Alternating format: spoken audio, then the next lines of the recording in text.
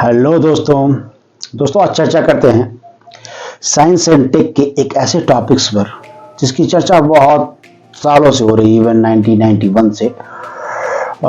फिर उसका विस्तृत रूप जो देखा गया 2008 में, और इसके बारे में बहुत सारे लोगों की, बहुत सारे विशेषज्ञों की अलग अलग थॉट है। उसको भी थोड़ा सा डिस्कस कर लेते हैं। बहुत सारे लोग कहते हैं कि ये फ्यूचर की सबसे बड़ी टेक्नोलॉजी है। बहुत सारे लोग कहते हैं कि ये इंटरनेट से भी आगे की टेक्नोलॉजी है। तो दोस्तों ऐसे ही बहुत अभी अपने पीएम साहब का भी ब्लॉकचेन टेक्नोलॉजी पे एक बयान आया था कि ये फ्यूचर की सबसे बड़ी टेक्नोलॉजी है। इवन मुकेश अंबानी जी ने भी बोला था कि ये फ्यूचर की बहुत बड़ी टेक्नोलॉजी है। तो दोस्तों आज इसी टेक्नोलॉजी पे चर्चा करते हैं और आपको बहुत आसान भाषा में बताते हैं कि कैसे ये काम करता है, क्या क्या इसके उपयोग है और इसके अडॉप्टेशन के बाद दुनिया में क्या क्रांतिकारी परिवर्तन आएंगे। तो इसी बारे में चर्चा करते हैं दोस्तों आप लोग तो जानते ही हैं कि बही खाता बहुत कई सदियों से चलता आ रहा है। जो भी व्यवसायी वर्ग है वो बही खाते से ही सारा अपना डिटेल्स, जो भी ट्रांजैक्शन, जो भी चीज़ें होती है वो बही खाते से ही निकालता है। तो ब्लॉकचेन टेक्नोलॉजी भी एक तरह से बही खाता ही समझिए, क्योंकि इसमें लेजर्स होते हैं। तो काम जो है कुछ बही खाते जैसा ही है। तो समझते हैं दोस्तों क्या होता है ब्लॉकचेन। जैसे ब्लॉकचेन के नाम से ही पता चलता है कि ब्लॉक्स और चेन।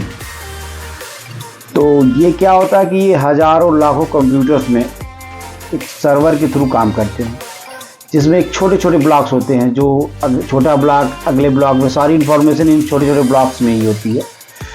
और जो भी डाटा होता है वो सभी एक दूसरे से इंटरकनेक्टेड होता है। तो दोस्तों एक सबसे बड़ी बात इसकी ये है कि इसको हैक नहीं किया जा सकता इस डाटे को, क्योंकि एक छोटे से ब्लॉक में जो हैश रेट होते हैं उसको अगर कोई हैकर चेंज करता है तो करीब करीब 10 मिनट लगते हैं।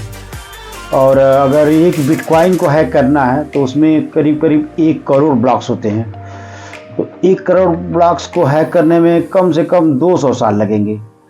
तो दोस्तों इसीलिए इसको माना जाता है कि ये बहुत बड़ा जो है, जो अभी जो टेक्नोलॉजी है बहुत बड़ी टेक्नोलॉजी है। और इसमें जो इसके जो फीचर्स हैं वो बहुत हाईली एडवांस हैं। इससे किसी भी देश के सिस्टम में अगर इसको अडॉप्ट किया जाएगा तो उस सिस्टम से ये सबसे पहले करप्शन को गायब करता है। फिर पूरी तरह से, क्योंकि ये पूरी तरह से ट्रांसपेरेंट है। तो दोस्तों अभी देखते हैं कि ब्लॉकचेन को कैसे उपयोग करके एक समृद्धशाली देश का निर्माण किया जा सकता है। तो उसी में चर्चा करते हैं। सबसे पहले अगर देखा जाए तो ब्लॉकचेन को अगर बैंकिंग सेक्टर में लाते हैं, सिग्निफिकेंस देखते हैं सर। बैंकिंग सेक्टर में आने के बाद ये पूरी तरह से जो है बैंकिंग सेक्टर को चेंज कर देगा। इट मीन्स बैंकिंग सेक्टर को मिडिल मैन माना जाता है, तो वो मिडिल मैन को ख़त्म कर देगा। और जो भी ट्रांजैक्शन होंगे वो बिल्कुल एक्यूरेट होंगे, सिक्योरिटी से होंगे और बिल्कुल ट्रांसपेरेंट होंगे। उसमें कोई भी चाह के, इवन उसमें पहली बात तो ये जान लीजिए कि कोई एडमिन नहीं होता, कोई उसका मालिक नहीं होता। तो करप्शन का कोई मतलब ही नहीं होता। वो एक डाटा सर्वर पे ही सारा काम करता है। तो उसमें बीच वाले लोगों को, यानी बिचौलियों को कोई ज़रूरत होती ही नहीं। वो बिल्कुल ख़त्म कर देता है बिचौलियों को। फिर जैसे दोस्तों पता ही है, एक नोट को बैंक से लेके कस्टमर तक जाने में कितने पैसे खर्च होते हैं। एक सिंपल सा उदाहरण देते हैं। जैसे अगर नोट की छपाई होगी,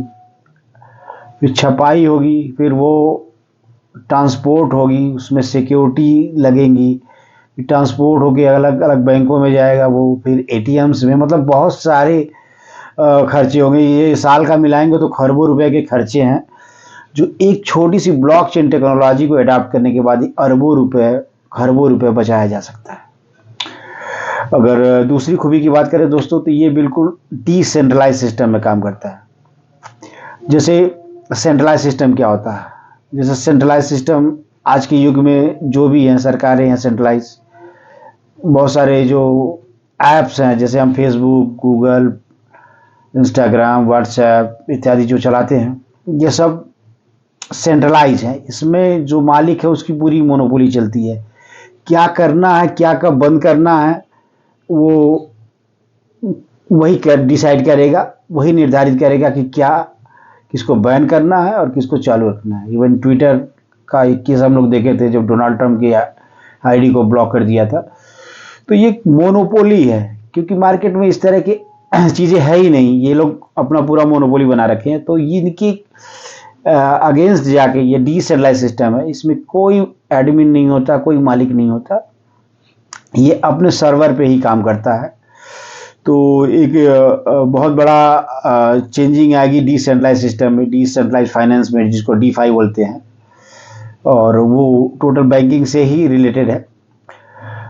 दोस्तों नेक्स्ट देखा जाए तो अगर इसको ईवीएम मशीन से कनेक्ट कर दिया जाए, तो देश में इतने ज़्यादा खर्चे चुनाव पे होते हैं, इवन खरबों रुपए जो है हम चुनाव पे खर्च करते हैं हर साल, और हर साल कहीं ना कहीं चुनाव किसी स्टेट में या फिर सेंट्रल में, कुछ ना कुछ नगर पालिका में, ग्राम प्रधानी, मतलब मैक्सिमम चुनाव होते हैं।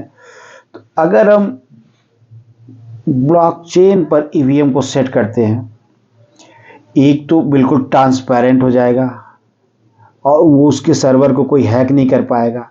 दूसरी बात यह है कि उसका जो यूज केस है वो बढ़ जाएगा। अगर आदमी कहीं भी है तो उसको उस चीज़ को यूज कर सकेगा, उससे मतलब एक जगह जाने की आवश्यकता ही नहीं पड़ेगी, वो कहीं से भी आदमी वोट कर सकता है। तो इससे सरकारों के बहुत सारे मतलब बहुत अरबों खरबों रुपए बचेंगे जो इलेक्शन में बर्बाद होते हैं। तीसरा देखा जाए तो अगर देखा जाए तो जो रियल एस्टेट बिजनेस है, जहाँ देखा जाए तो लोग रोज़ परेशान रहते हैं, किसी की रजिस्ट्री, एक ही प्लॉट की रजिस्ट्री 3-3 बार हो गई, तो इससे भी बचा जा सकता है। क्योंकि ब्लॉकचेन में जो एक चीज़ लिख दी गई वो दोबारा नहीं लिखती है बिना उसके, अगर आप चाहेंगे, आप बेचना चाहेंगे तभी उसमें कुछ हो सकता है। तो यहाँ से समस्या सॉल्व हो सकती है रियल एस्टेट की। और नेक्स्ट बात करें तो जो मेडिकल साइंस में बहुत सारी चीज़ें हैं। इवन अगर आप बीमार हैं, आपको कहीं जाना है बड़े संस्थान में अपनी रिपोर्ट लेके, अगर वो ब्लॉकचेन पे होगा तो रिपोर्ट लेके जाने की कोई आवश्यकता नहीं है, वो सिस्टम में अटैच होगा। तो वहाँ से सारी चीज़ें पता चल जाएंगी, कितने सालों से, 10 साल 20 साल से जो भी बीमारी आपकी है वो डॉक्टर को सब दिख जाएगा कि क्या क्या है, पूरी हिस्ट्री जान लेगा वो। और अभी सुनने में आया था कि हमारे देश का जो सबसे बड़ा प्रतिष्ठान है एम्स के जो डाटा थे वो हैकरों ने हैक कर लिया था और बहुत बड़ी फिरौती की मांग की थी। तो ये भी अगर ब्लॉकचेन पे रहता तो इसको हैक नहीं किया जा सकता था, डाटा को तो बिल्कुल कोई हैकर उसके आसपास भी नहीं आ सकता। इससे पहले मैंने आपको बताया था कि वो कैसे कैसे चलता है, काम करता है। तो दोस्तों उसके बाद अगर हम लाइसेंसिंग, बहुत सारे लाइसेंस होते हैं सरकार जारी करती है, बहुत सारे सर्टिफिकेट होते हैं जो जारी करती है, तो इसकी कालाबाजारी रुक जाएगी। कोई भी गलत लाइसेंस नहीं बना पाएगा, कोई भी IIT IIM जो भी संस्थान है बड़े बड़े, वो सर्टिफिकेट जो जारी करेंगे वो बिल्कुल यूनिक होगा। और नेक्स्ट खूबी की बात की जाए तो इसमें जो है Web3 का बहुत बड़ा रोल है। Web3 एक जैसे इंटरनेट का वर्जन होता है, जैसे हम Web1 में सिर्फ चीज़ों को मैसेज कर पाते थे, वो भी टेक्स्ट मैसेज पढ़ पाते थे। Web2 में बहुत सारे चेंजेज आए, बहुत सारे ऐप्स आए, फेसबुक, गूगल, बहुत सारी चीज़ें, आप मल्टीमीडिया का उपयोग बढ़ा, बहुत सारा चीज़ हुआ। लेकिन इसमें बहुत सारी जो सेंट्रलाइज कंपनियां आई तो उन्होंने अपनी मोनोपोली बनाई, क्योंकि वही मालिक और सारा जो भी डिसीजन उन्हीं का था। तो जो वो चाहती थी ग्राहकों के साथ, ग्राहकों के डाटा को चोरी करती थी और अलग अलग तरह से उसको बेच देती थी। लेकिन अब जब वेब 3.0 पे काम चल रहा है, वो भी ब्लॉकचेन पे, तो पूरी जो अगर आप व्हाट्सएप की तरह यूज करेंगे तो पूरी एंड टू एंड इनक्रिप्शन होगा उसका। तो कोई डाटा कोई लीक नहीं हो सकता, कोई कंपनी कोई उसको बेच नहीं सकती आपके डाटे को। तो वेब 3 बहुत बड़ा पूरी तरह से इंटरनेट के सिस्टम को चेंज करने वाली है। दोस्तों खूबियाँ तो बहुत सारी है। अभी तो जिस सेक्टर में आप जाएंगे, जिस सेक्टर में आप इसको यूज करेंगे, इवन आप सोलर पावर है, विंड पावर है, प्रीसियस मेटल्स हैं, उनको आप ब्लॉकचेन से जोड़ देंगे, एक स्मार्ट कॉन्ट्रैक्ट से अगर जोड़ देते हैं तो वो यूनिक हो जाता है। फिर उसको कोई मतलब चोरी नहीं कर सकता। बहुत सारी चीज़ें जो सुनने में आता है कि बहुत सारे जो धरोहरें थी चोरी हो गई थी, इनको एक एनएफटी के थ्रू अगर हम स्मार्ट कॉन्ट्रैक्ट में लेके उसको अगर सुरक्षित कर लिया जाए तो ये यूनिक हो गया। जैसे किसी गाने की एनएफटी बना दिए, हम सिंगर हैं, हम चाहते हैं कि हमारा गाना यूनिक रहे और मालिकाना हक मेरा ही रहे, तो वो एनएफटी के थ्रू, ये भी बहुत बड़ा मार्केट है और बहुत बड़ा टेक्नोलॉजी है जो ब्लॉकचेन से ही आती है।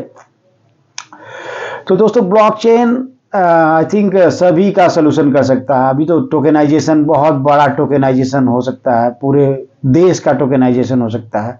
छोटी छोटी चीज़ों से लेके बड़ी बड़ी चीज़, बड़े बड़े संस्थान को टोकेनाइज किया जा सकता है। ब्लॉकचेन टेक्नोलॉजी एक रिवोल्यूशनरी टेक्नोलॉजी से अटैच किया जा सकता है दोस्तों इसके बारे में अगर आपको और कोई क्वेश्चंस होंगे तो कमेंट में ज़रूर करिएगा। बाकी मिलते हैं नेक्स्ट वीकेंड में एक अलग टेक्नोलॉजी के साथ। जय हिंद दोस्तों।